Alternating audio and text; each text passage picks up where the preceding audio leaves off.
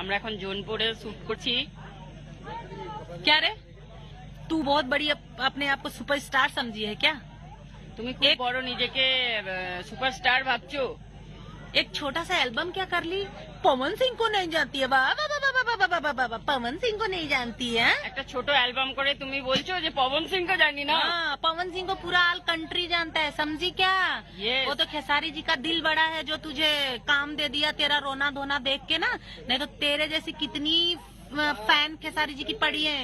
इस इंडस्ट्री के बाहर की बात कर रही हूँ, इंडस्ट्री में तो है ही है सब खेसारी जी के फैन, समझी क्या? তোমার ভাগ্য ভালো যে খেসারি জি তোমাকে একটা অ্যালবামের চান্স দিয়েছে, তুমি তো এই জন্য খুব বড় মনে করছো নিজেকে। पवन सिंह को नहीं जानती? पवन सिंह को ना सिंह को बच्चा नहीं बच्चा तुम्हें? जानता है, तुम्हारे गांव का भी, तुम्हारे माँ बाप भी जानते होंगे, समझी क्या? पवन सिंह को नहीं जानती है। বাঙালির সবাই জানে ছোট থেকে বড় থেকে, আর তুমি ভোজপুরি ইন্ডাস্ট্রিতে থেকে তুমি জানো না। आइंदा ऐसा बात बोली ना कि पवन सिंह को नहीं जानती है तो तू इस दूर दूर तक इस इंडस्ट्री में नजर नहीं आएगी, समझी क्या?